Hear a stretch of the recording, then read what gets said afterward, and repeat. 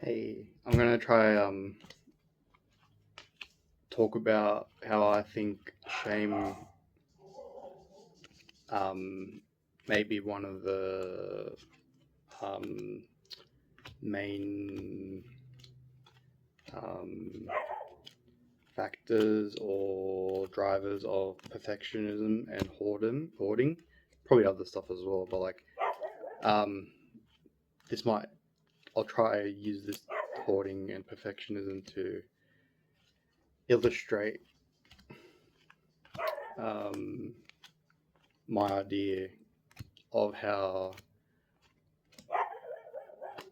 um, like hoarding and perfectionism, like from a more psychodynamic perspective, um, and like a psychic movement phenomenon. I don't know. Um, so I'm also doing this off the fly. I'm trying not to write in my notebook because like I find that quite limiting. I'm also doing card stuff as well, but yeah. So hoarding is, I would say, the shame, because like if in another video I made, I was talking about how shame is um, like a suspension in a rhythm, and like the rhythm, psychic rhythm is like well, pretty much every movement has a contradictory side to it. So life and death drive, and then um,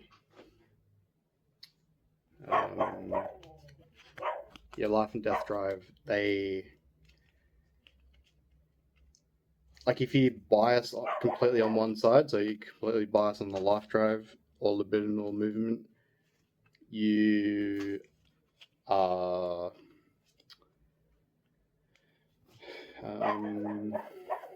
not disordered, but it's like quite dysfunctional to be biased on one side. So the life drive, libidinal movement, if you completely bias on that, then you're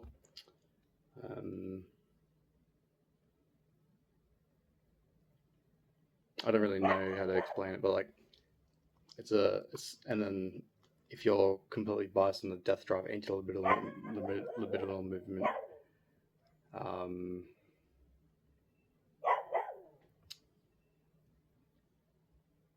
yeah, I don't really know how to explain that other than if you're you're completely biased, which another way to say it is like you're splitting between life and death, libidinal, anti-libidinal. Um, so hoarding, like this is the very boiled down part of it, but I see it as the world despite the self, and that can be seen as um, for the hoarder, they split the world into um, like they split their own life drive into the environment, so the house or their literal environment, and the self, like their own being and self and stuff like that.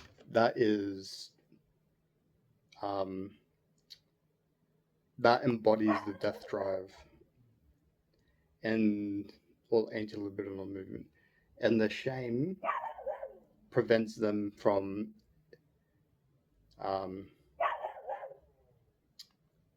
the shame prevents them from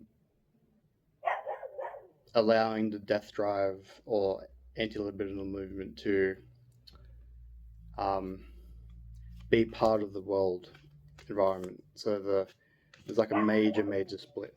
So the world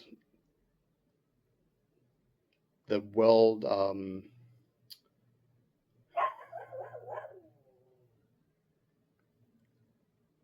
I guess the world like grows instead of the person's being or self.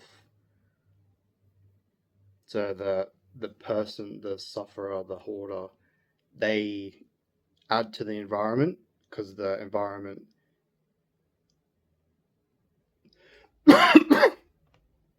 essentially holds the living side of the hoarder, and then like it holds their memories and the world. Also, the environment can't say no, and it's like a complete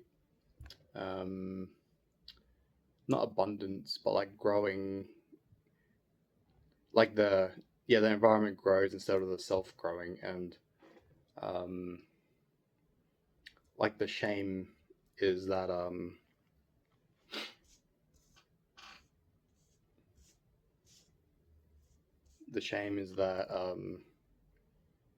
like there's no movement and there's like no rhythm between each life and death and libidinal anti-libidinal. There's no rhythm between them. There's no pushing or pulling from each side, and like there's no real I'd say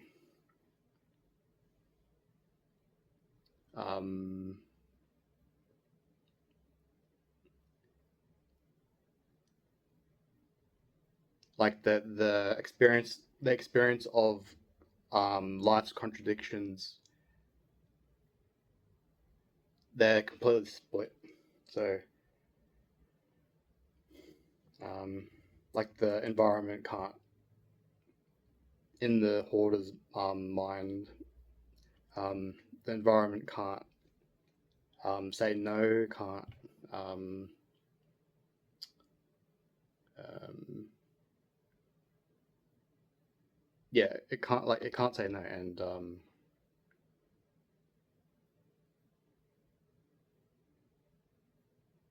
that's what I like. That's what I mean by like if you're biased completely on one side, like completely on the life drive or the death drive, if you're completely, or the libidinal movement, anti-libidinal movement, if you're completely biased on one side, then um, like you can't um, there's like no way to be um, I guess like spontaneous or um, Winnicott would say playful, probably other people as well, like Erickson and stuff. But yeah, that's the hoarding side, and then perfectionism side is a bit more complicated. Um,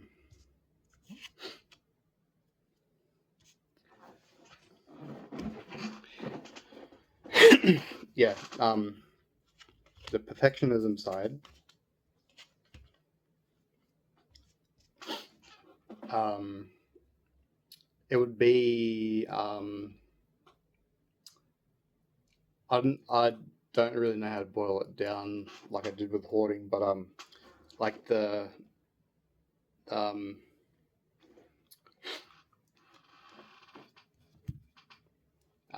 the perfectionists um, movements and like their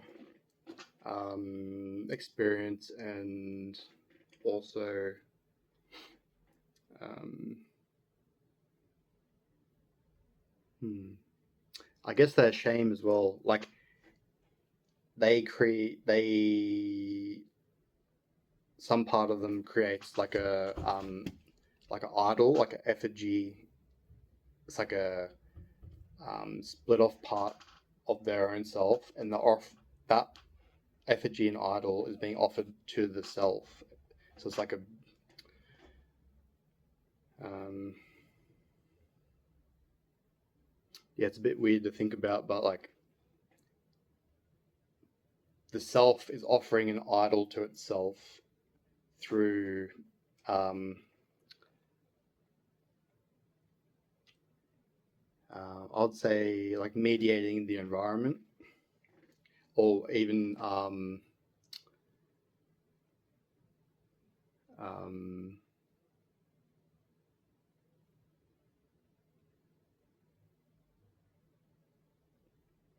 yeah, so that they mediate the environment, and the shame prevents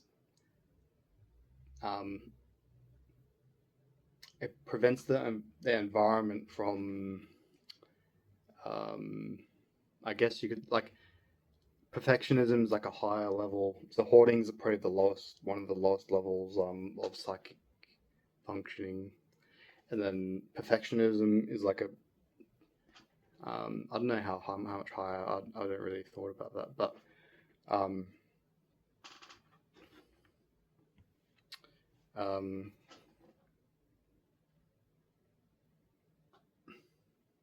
yeah, the perfectionist. Um, the shame prevents the environment from I guess you could say um,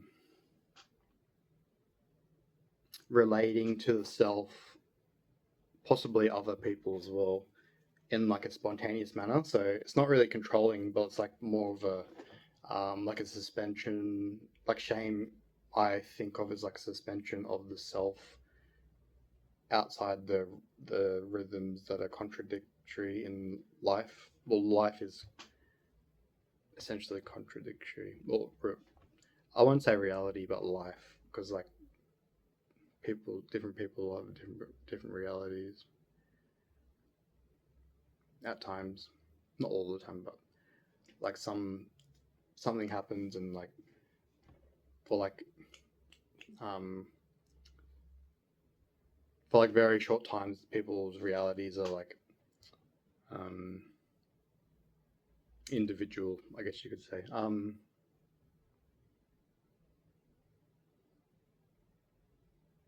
So you could also say with a perfectionist, um, there's like a part of them that's like it's like it's split off, but not like complete. It's not like detached. It's still attached to the core self, but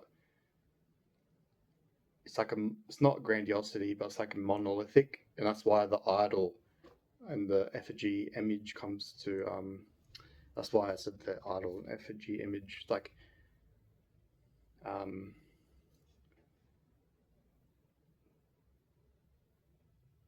yeah, like the self is being offered the monolithic um um yeah, the monolithic part, and then that's where the expectations and like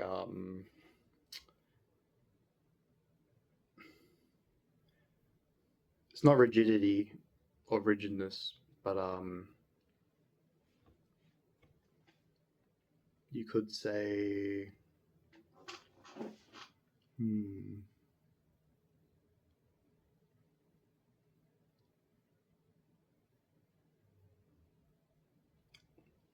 you could say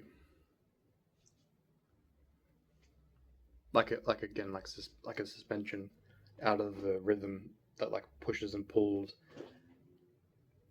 in a contradictory manner between yeah, I keep saying it.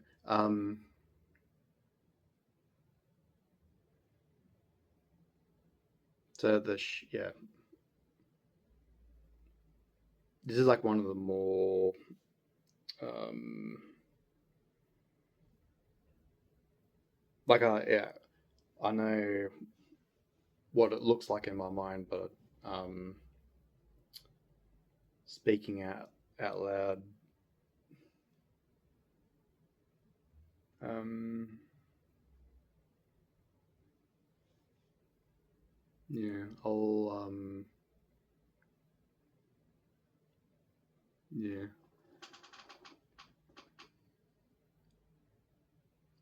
yeah. Yeah, I'll see you guys.